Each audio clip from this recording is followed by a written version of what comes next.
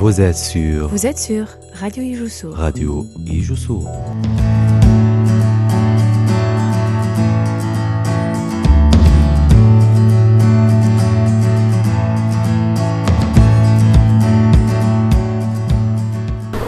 Je me nomme Sissé Mamadi, le coordinateur de projet Menrak, qui signifie en français son droit.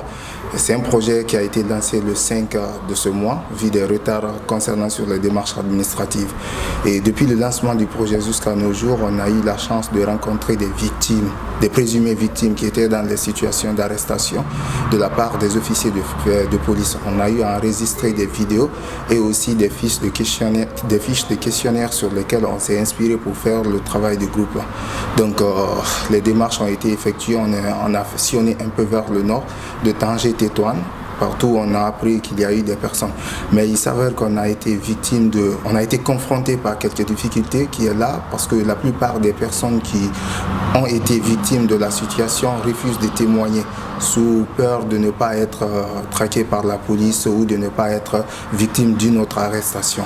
Ce sont ces difficultés que nous avons eu à rencontrer. Par contre, il y a d'autres personnes qui ont eu le courage, malgré qu'avec des pressions et autres consorts, certains quand même ont eu le courage de se porter témoins et pour venir nous témoigner la situation dans laquelle ils ont été, comment ils ont été arrêtés, tout ça là.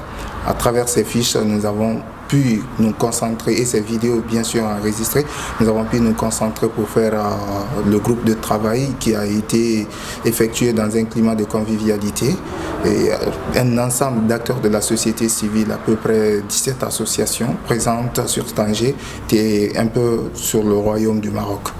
Donc après la présentation, la dernière journée c'était aujourd'hui, ça s'est soldé par la présentation du mini-projet, le rapport que nous avons rédigé tout au long de ce mois, on a proposé et il y a eu aussi des suggestions de la part. Et il revient aussi de noter qu'on a déjà eu à mentionner, on a invité les autorités compétentes à prendre part à la cérémonie de clôture. Mais comme on le sait toujours, c'est très très difficile d'avoir même mis sur eux ou surtout de les avoir dans ces genres d'activités pareilles.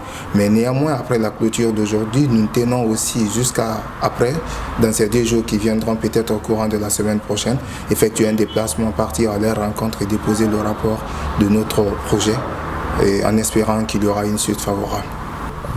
Des recommandations, ce qui est là parce qu'on a fait notre part et le gros boulot revient maintenant, comme on l'a mentionné aujourd'hui, des personnes de bonne volonté.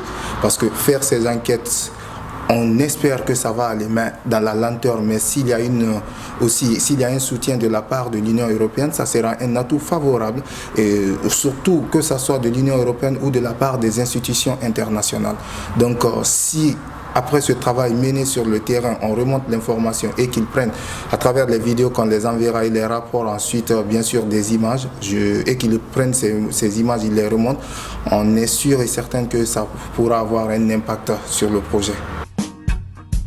La radio Ijoussou, la radio.